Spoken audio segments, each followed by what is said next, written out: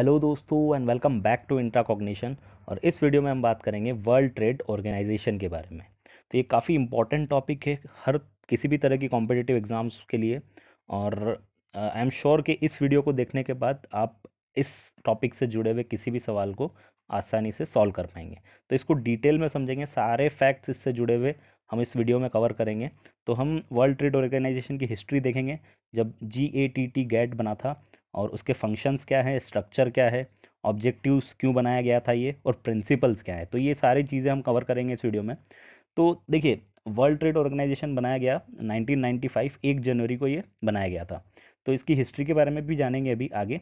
तो पहले कुछ फैक्ट्स देख लेते हैं कि इसका जो हेडक्वार्टर है वो है स्विट्ज़रलैंड, जेनेवा में। और टोटल अभी जो प्रेजेंट में मेंबर है वो 164 है। लास्ट जो मेंबर ज्वाइन हुआ वो अफगानिस्तान है 2016 में। ठीक है। अब ये एक और बहुत ही इंपॉर्टेंट फैक्ट है कि ये कब बनाया गया, किस ट्रीट मतलब किस एग्रीमेंट के अंदर बनाया गया था। तो मरक्केश एग्रीमेंट के अंडर में बनाया गया था ये। GATT का जो लास्ट राउंड था कॉन्फ्रेंस का, उरुगे राउंड है ना, जो 1986 से 1994 के बीच में चला था, जो 8 साल तक चला। और उसी के मरक्केश एग्रीमेंट के अंदर जो है WTO बनाया गया था। तो ये कुछ फैक्ट्स थे। अब इसको डिटेल में हम कहानी के तौर पे समझेंगे कि वर्ल्ड ट्रेड ऑर्गेनाइजेशन आखिर है क्या, इसकी हिस्ट्री क्या है। तो ये एक सुंदर सी बिल्डिंग आप देख रहे हैं जेनेवा स्विट्जरलैंड में, ये वर्ल्ड ट्रेड ऑर्गेनाइजेशन का हेडक्वार्टर है। ठीक है। तो हिस्ट्री पे आते हैं। तो कहानी शुरू होती है 1929 से, है ना। जब क्या हुआ, यूएसए में ग्रेट डिप्रेशन आया, यानी कि मार्केट एकदम क्रैश हो गया था।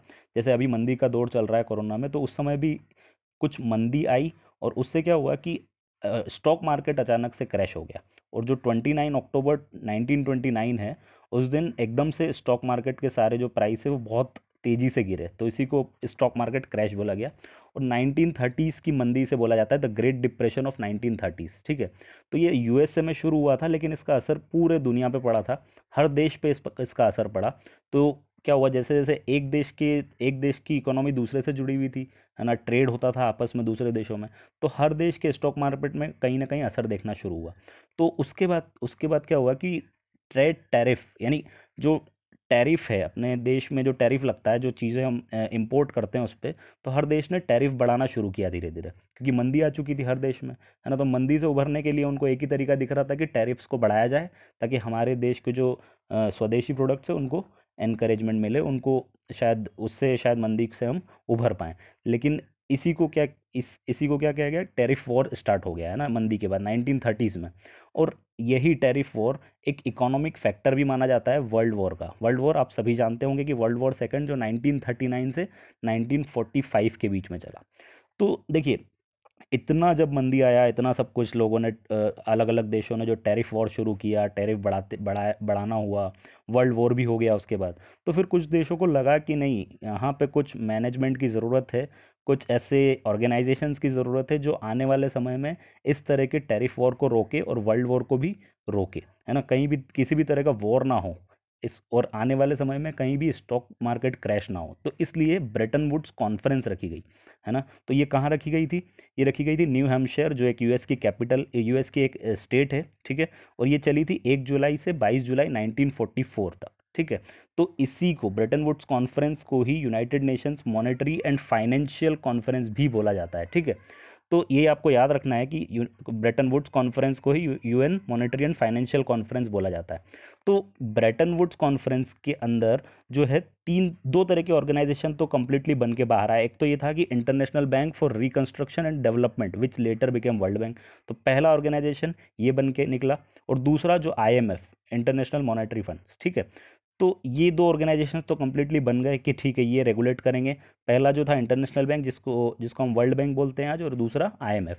ठीक है। इसीलिए इन दोनों ऑर्गेनाइजेशंस को हम कभी भी अगर पढ़ेंगे आर्टिकल्स, तो आपको दिखेगा कि इन दोनों ऑर्गेनाइजेशन को ब्रेटन वुड्स ऑर्गेनाइजेशन भी कहा जाता है। तो ब्रेटन वुड्स कॉन्फ्रेंस के अंदर ये दोनों ऑर्गेनाइजेशन को लगभग फाइनल कर दिया गया और ये दोनों ऑर्गेनाइजेशन बन के तैयार हुए। लेकिन डिस्कशंस भी हुए ब्रेटन वुड्स कॉन्फ्रेंस में कि वर्ल्ड ट्रेड को रेगुलेट कैसे किया जाए, ताकि आने वाले समय में जो देश है अलग अलग, वो टैरिफ्स ना बढ़ाएं और एक ट्रेड वॉर शुरू ना हो जाए।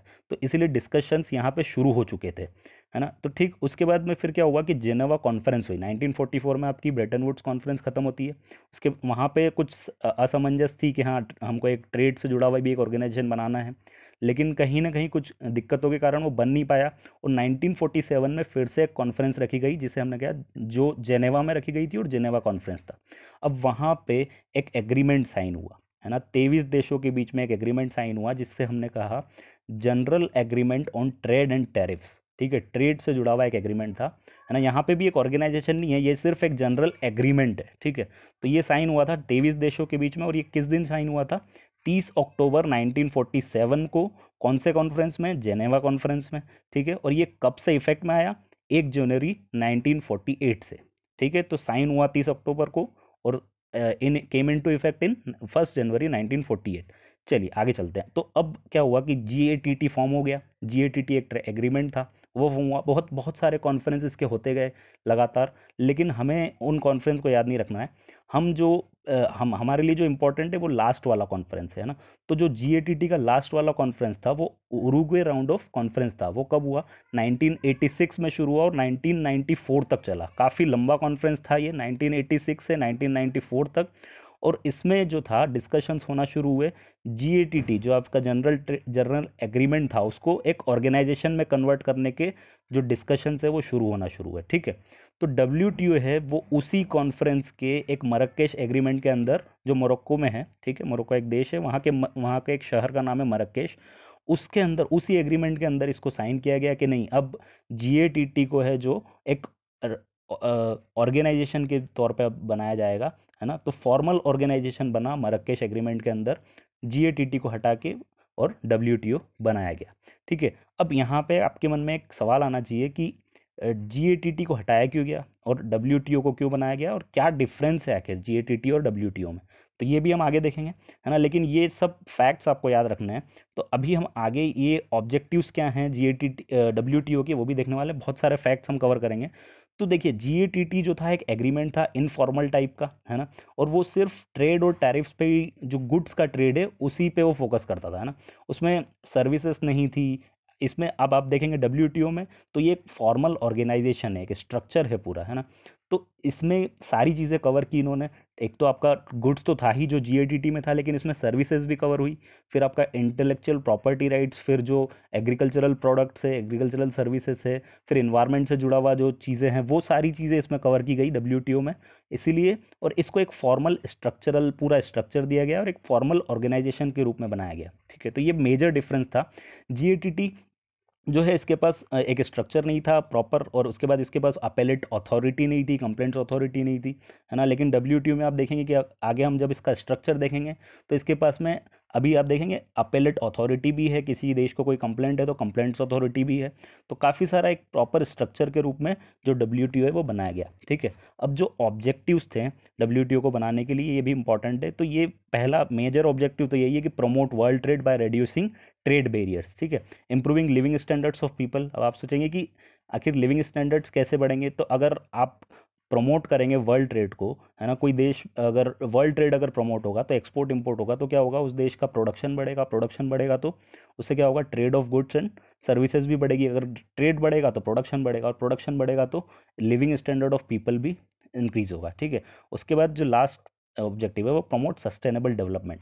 किसी भी देश में अगर प्रोडक्शन बढ़ेगा तो सस्टेनेबल डेवलपमेंट भी इम्प्रूव होगा। ठीक है, अब प्रिंसिपल्स पे आते हैं। ये बहुत इंपॉर्टेंट टॉपिक है। प्रिंसिपल्स बहुत आसानी से समझेंगे, बहुत टफ भी माना जाता है इसको, लेकिन बहुत सिंपल सा है। देखिए, अब पहला प्रिंसिपल जो है वो प्रिंसिपल ऑफ नॉन डिस्क्रिमिनेशन। ठीक है, इसको हम बोलते हैं मोस्ट फेवर्ड नेशन भी। अभी आपने देखा होगा कि इंडिया ने पाकिस्तान से मोस्ट फेवर्ड नेशन का जो टैग था वो छीन लिया। तो इसको भी समझेंगे, मोस्ट फेवर्ड नेशन क्या है आखिर। तो देखिए, नॉन डिस्क्रिमिनेशन। अब इस अ, जो भी वर्ल्ड ट्रेड ऑर्गेनाइजेशन के अंदर जो मेंबर्स है 164 मेंबर्स, अगर उसमें उस देश में से किसी भी एक देश ने किसी देश को अगर एमएफएन का स्टेटस दे रखा है, मोस्ट फेवर्ड नेशन का, तो वो सिर्फ एक देश को नहीं देगा, वो धीरे धीरे करके उसको सारे देशों के लिए भी उसी एमएफएन के स्टेटस को लागू करना पड़ेगा। तो यहाँ पे किसी एक देश के लिए डिस्क्रिमिनेशन आप नहीं कर सकते, है ना, कि हमने एक देश को एमएफएन का स्टेटस दे दिया और बाकी सबको एक अलग कैटेगरी में रखा। तो इसीलिए इसको नॉन डिस्क्रिमिनेशन का प्रिंसिपल भी कहा जाता है। तो धीरे धीरे करके आपको सभी को फेवर्ड नेशन बनाना पड़ेगा, सभी को बराबरी से आपको इम्पोर्ट सभी से लेने पड़ेंगे, और सभी को बराबरी से ट्रीट करना होगा। ठीक है, तो ये बिल्कुल क्लियर है। दूसरा जो प्रिंसिपल है, ये भी दूसरा जो है वो नेशनल ट्रीटमेंट।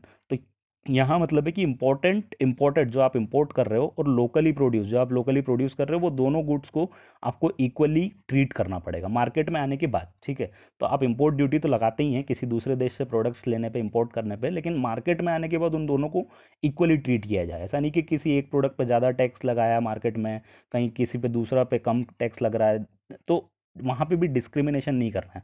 तो इसी वाले जो प्रिंसिपल को नेशनल ट्रीटमेंट कहा जाता है। ठीक है, फिर आप देखेंगे तीसरा fair competition, transparency, free trade, predictability. Predictability तो मतलब कि एक स्टेबिलिटी होना चाहिए ना, कि आप प्रेडिक्ट कर पाएँ आगे की किस तरह के ज़रूरतें होगी मार्केट में दूसरे देशों में, तो एक स्टेबिलिटी हो, आप आराम से अपना कैलकुलेशंस लगा पाएँ कि आगे किस तरह की चीज़ों की ज़रूरत पड़ेगी और प्रोडक्शन उस हिसाब से आप अपना बढ़ा पाएँ या कम कर पाएँ। ठीक है, तो इसी को हमने प्रेडिक्टेबिलिटी बोला। आगे encourage development and economic reforms, तो आखिर डेवलपमेंट तो एनकरेज होगा ही और इकोनॉमिक रिफॉर्म्स भी होंगे।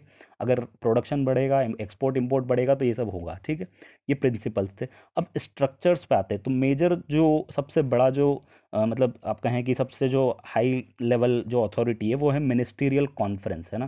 तो ये हाईएस्ट डिसीजन मेकिंग बॉडी होती है डब्ल्यूटीओ की, और इसके अंदर ये है कि एटलीस्ट 2 साल में एक बार ये मिलेंगे, बीच में भी मिल सकते हैं, एक साल में, 6 महीने में, ज़रूरत के अकॉर्डिंग, लेकिन एटलीस्ट 2 ईयर्स में एक बार मिलना तय है। ठीक है, फिर जो दूसरा आपका जो बॉडी है वो जनरल काउंसिल है। तो जनरल काउंसिल में परमानेंट सेक्रेटरीज होते हैं, जैसे हमारे जो आईएएस ऑफिसर है गवर्नमेंट के अंदर, वो परमानेंट होते हैं। तो इसी तरह से डब्ल्यूटीओ में भी परमानेंट सेक्रेटरीज होंगे, ये जेनेवा में रिजाइड करेंगे, जेनेवा के जो हेडक्वार्टर है वहाँ पे रहेंगे। ठीक, तो ये हो गया जनरल काउंसिल। तीसरा, trade policy review body, TPRB. अब ये क्यों है? To review trade policies of member countries, जो मेंबर कंट्रीज है डब्ल्यूटीओ के अंदर, उनकी ट्रेड पॉलिसीज को रिव्यू करने के लिए। ठीक है, और चौथा आपका डिस्प्यूट सेटलमेंट बॉडी या एपेलेट अथॉरिटी आप बोलें, है ना। अगर कोई डिस्प्यूट होता है दो देशों के बीच में ट्रेड में, तो यहाँ पे आप इस बॉडी के पास जाएंगे, डिस्प्यूट सेटलमेंट बॉडी। ठीक है, तो ये एक स्ट्रक्चर था। इससे बाहर अब जो रिपोर्ट्स डब्ल्यूटीओ पब्लिश करता है वो कौन कौन सी है? एक तो वर्ल्ड ट्रेड रिपोर्ट है और एक वर्ल्ड ट्रेड स्टैटिस्टिकल रिपोर्ट। ठीक है, तो ये पूरा मोटे मोटे तौर पे सारे फैक्ट्स मैंने इस वीडियो में कवर किए हैं। आई होप आपको पसंद आया होगा, and please subscribe this channel for more videos. Thanks for watching, all the best.